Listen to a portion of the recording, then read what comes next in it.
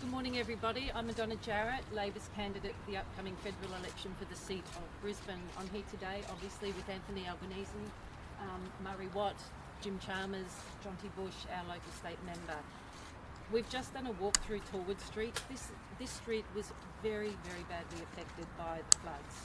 The water was, over 2 metres high. People have lost their homes. We've just done a walk through. I mean, I was out here helping our community carry water-soaked mattresses down these stairs, throwing old loved toys that were full of mud over balconies to get, because houses have to be cleared. There was help did come. It was too little too late. If you ask the residents, they will tell you that. They were very, very disappointed in Morrison being very, very late to act. So with that, I'd like to hand over to you, Anthony. Thanks very much, Madonna. And it's been an honour to talk with the residents of this street today who've had devastation, families. We've heard about little babies put on boats to be rescued. We heard about a woman who was 35 weeks pregnant with twins having to be evacuated in order to ensure that she was safe, because there was no chance of her swimming out in that condition, given the 2.5 metres of water that impacted on this community. I've been to flood affected communities here in Brisbane on a number of occasions, and it is just quite shocking to see the devastation that was there.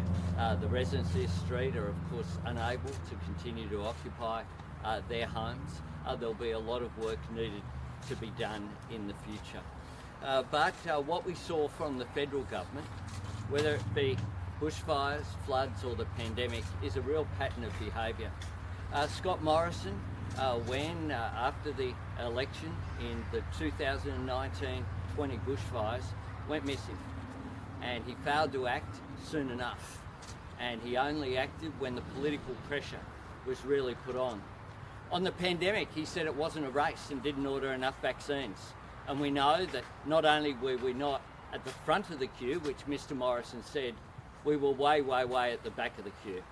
And on floods, we saw again a political response rather than a human response, rather than looking at people who were going through a really tough time and saying, what can we do to help? There's something that defines Australians. They make sacrifices for each other. They look after each other. Neighbour looking after neighbour, stranger looking after stranger. That's what happened here in the floods with people in tinnies rescuing families. That's what happened during the bushfire crisis. And that's what happened during the pandemic as well, with people going out there and getting vaccinated so that not just for their own health, but for the health of everyone they came into contact with. What we need is a government that is as good and strong and committed as the Australian people are themselves to helping each other. A government that steps up, that doesn't have to be pressured into stepping up. And on the floods, of course, we've seen a politicisation.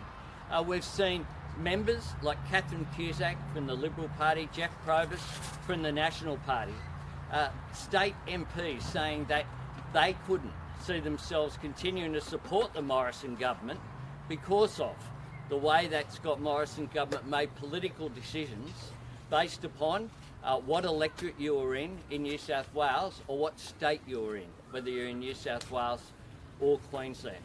We need to do much better.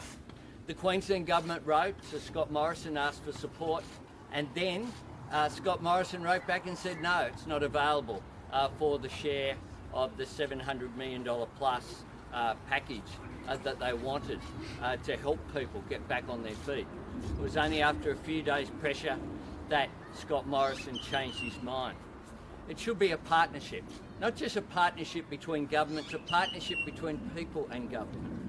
A government that people should be able to rely upon to step up. And it's similar in terms of people being left behind when it comes to the government's decision that they've made to make Anne Ruston the health minister. This is a health minister now, designate, if they're successful in the election, who we know will undermine Medicare, who has said that the current model is not sustainable, who has said that Medicare funding is just putting things on the credit card and that it needs to change. This is another example of what we can expect if Scott Morrison is re-elected. If Scott Morrison is re-elected, we can expect cuts to health, cuts to education, cuts to other essential services, because this is a Prime Minister who only defines action by what's in the short-term political interest of himself. And I'd ask Jim if he wants to make some comments as well. Thanks very much, Anthony. The Prime Minister's handpicked Health Minister was given multiple opportunities this morning to rule out further cuts to Medicare, and she couldn't do it. Medicare is not safe under Scott Morrison and Anne Ruston. That much is clear. The appointment of Anne Ruston to be Scott Morrison's handpicked Health Minister will send a shiver down the spine of every Australian who needs affordable health care based on Medicare. Universal access to Medicare is at risk if Scott Morrison and Anne Ruston are given another 3 years to undermine Medicare. One of the key differences between Labor and Liberal in this election is we will always look to strengthen Medicare. The Liberals and Nationals will always look to undermine it. That's what this appointment is all about. Australians can't afford rising healthcare costs, and that means they can't risk another 3 years of Scott Morrison, the Liberals and the Nationals. Mr. Albanese, Just before we take some questions, it's great to join you here again, Madonna. I remember being here with you in Tallwood Street just after the floods only a few weeks ago. And the reason we are here today is to show these residents that in Anthony Albanese, they would get a Prime Minister who's there for the floods and there for the recovery as well. I don't know why it is that Scott Morrison, whenever Queenslanders need him the most, he turns his back. At the height of COVID, he was demanding that Queensland's borders be opened, no matter what the health consequences for Queensland. And he's done it again now in the floods. As Anthony said, what we saw from Scott Morrison recently was when the Queensland government asked for support to help homeowners like the people we've met today to rebuild and to re-raise their homes, he said no, even though he was prepared to give similar support to New South Wales. Right now, flood victims in New South Wales are getting 3 times the payment that the people in Tallwood Street and Auchenflower and everywhere else in Queensland are getting. And of course, he declared a national emergency in New South Wales after the floods, but he wouldn't do that in Queensland as well. Why is it that whenever Queenslanders need Scott Morrison the most, he always turns his back? Whether it's COVID, whether it's floods, whether it's infrastructure or anything else. It's about time Queenslanders and all of Australians had a Prime Minister who's prepared to work with the whole country, bring the whole country together, not pit state against state and mate against mate. We need someone who's going to work for the whole country, and that person is Anthony Albanese. Mr. Albanese, can I please just... Thank you so much. She seems keen. The latest Resolve poll, I'm sure you've seen it. How do you grapple with such a damning assessment of your performance in the first week of the campaign as we enter a second week? I said when the campaign opened that we were the underdogs in this campaign. I've consistently said that it's a mountain that Labor seeks to climb. A mountain that seeks to climb because we've only done it 3 times since the Second World War. So it's always tough for Labor to win from opposition, so we know how tough it's going to be. But we also know our obligation to get there, to climb that mountain. Because if we're going to defend Medicare, if we're going to defend secure work, if we're going to take action on climate change, if we're going to look after people in disasters, we need a Labor government. Remember this, the government had a $4 billion emergency response fund that they treated like an ATM and just added up to $4.8 billion as if there wasn't a need to invest and to take action. Under the announcement that Murray and I made in January, we'll have a disaster ready fund, $200 million a year, every year, working with local communities, working with state governments to make sure that we address these issues. And Mr. Albanese, I asked you a question yesterday about one of your key health policies, and you didn't answer it, so I'm going to ask you again. Mark Butler yesterday said that all 50 of your urgent care clinics will be up and running by mid-next year. How many additional nurses and GPs do you need to staff those facilities, and where are they going to come from? Look, we're going to need additional nurses and doctors. How many? We're going to need additional, but as it goes, you don't actually train doctors and nurses just for one thing. What we know is with the ageing of the population, with the increased numbers of people who will need assistance in terms of aged care. We're going to have to invest in education and training. And that's why we've announced 20,000 additional university places. That's why we've announced 465,000 fee-free TAFE places. This is critical that we train. We know that it's a challenge, but we know also that we have an obligation, regardless of who's in government, to train more nurses, to train more doctors. We also need to make sure that we shape, and we'll have more to say about this as we go down the track of this campaign as well,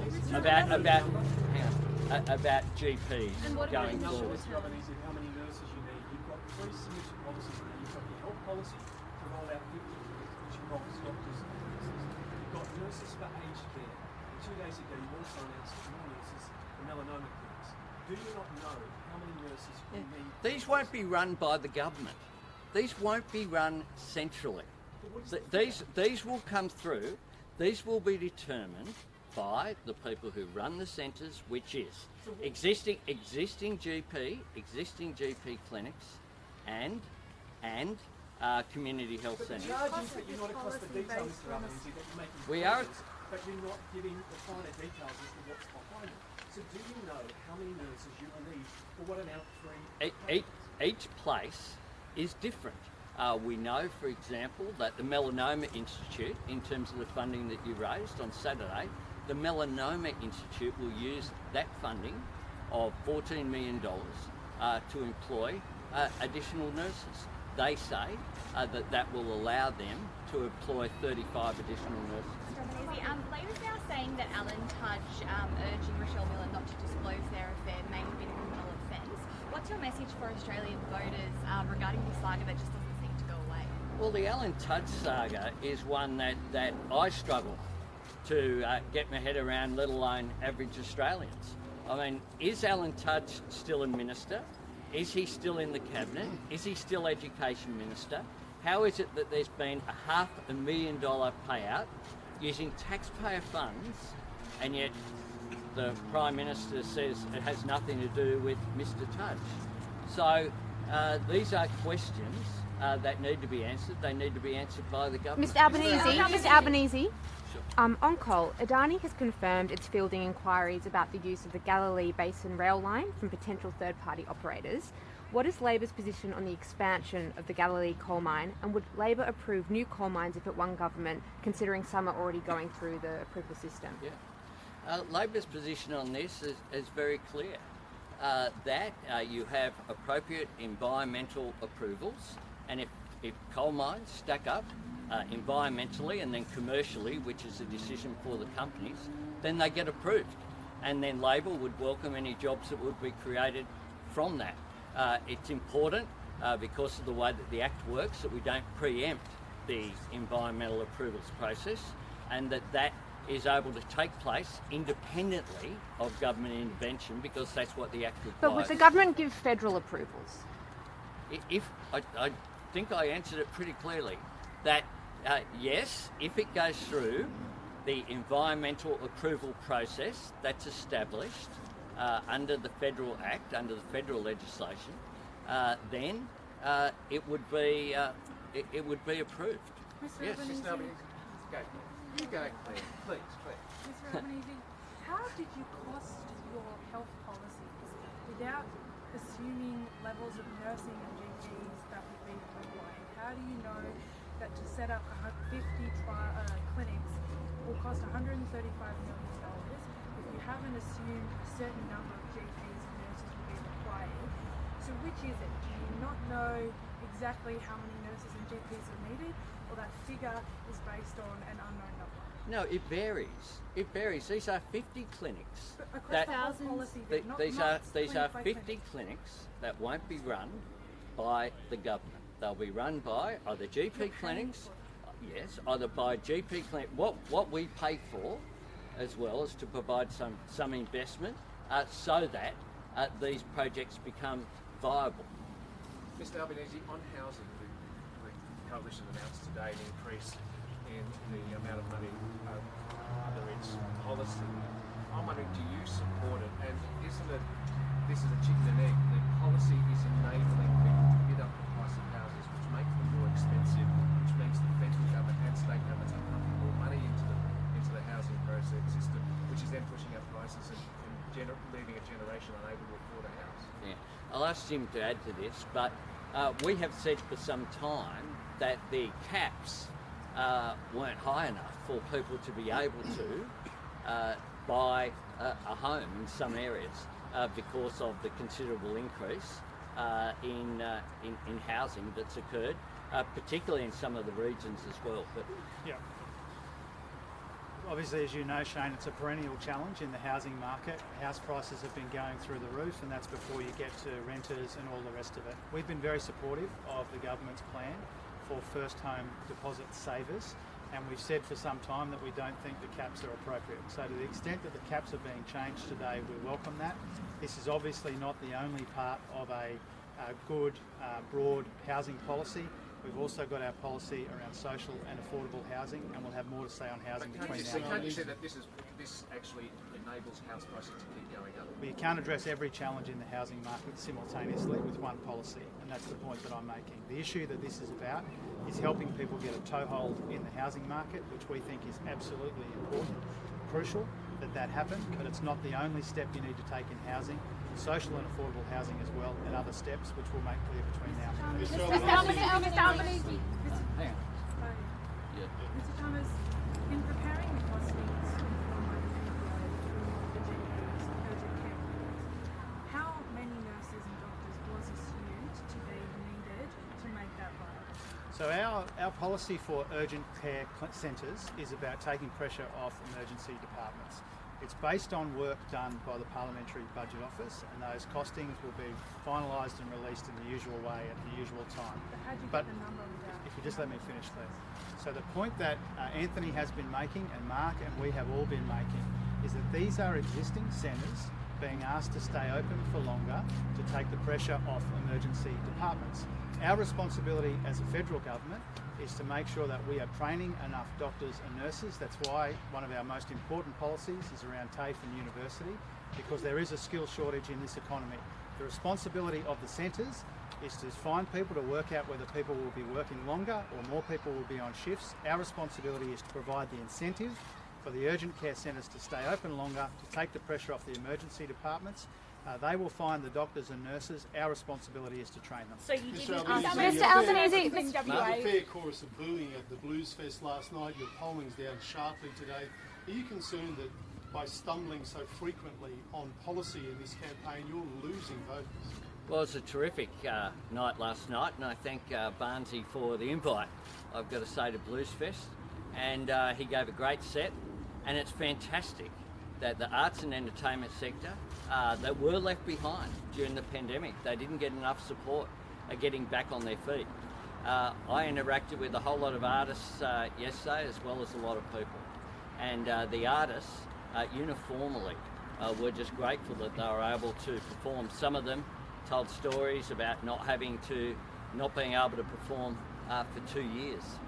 They've been doing it really tough, and it's good that Blues Fest, a great festival, was able to go ahead. How would you rate your performance of Albanese over the past week with all those stumbles, as Mark was saying? Well, I'm not a commentator. What I know is that Australia needs a new government. Australia needs a better future, and the feedback that I get around the country, whether it's in Cairns, whether it was in Bangalore, whether it be in Byron yesterday, and indeed right around the country, where I've been to every state in the last couple of weeks, is that Australians really know that this government's tired, it's out of puff, it's out of time, it doesn't have an agenda for this term, let alone a plan for the next one. We have a plan for a better future. We'll continue to put our case to defend Medicare and strengthen it, to take pressure off living standards by having cheaper childcare, and to have cheaper electricity through our climate action policy. We've got a plan for jobs and for the economy. Just as we've seen in the past economic reforms leading to greater social equity. In this case, the economic reform of this decade will be very much driven by our Powering Australia plan. that transition will create 604,000 new jobs, 5 out of every 6 in regional Australia, $52 billion of private sector investment.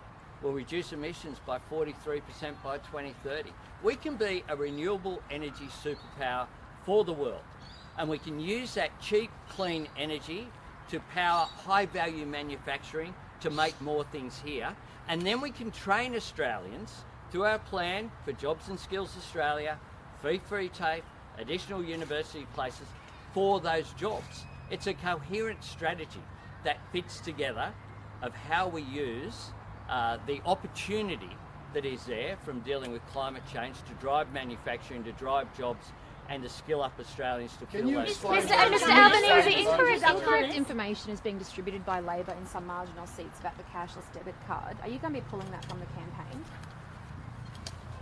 Absolutely not. Now, this is a key issue.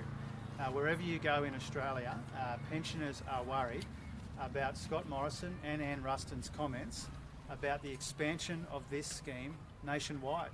We make absolutely no apology whatsoever for standing up for the pensioners of this country who are petrified that this cashless debit card will be extended to them. There are comments on the record from Scott Morrison, from Anne Ruston, talking about expanding the scheme, talking about it being a national platform. There's a very clear difference here, and people on pensions right around Australia need to understand it. Scott Morrison and Anne Ruston have thought aloud and raised the prospect of expanding this scheme. Labor will abolish the cashless debit card. We couldn't be any clearer than that. The Prime Minister and his now hand-picked Health Minister have been given multiple opportunities in recent times to rule out this expansion. And if they do it now, in the teeth of an election, you know that you can't believe them. It's the same with Medicare.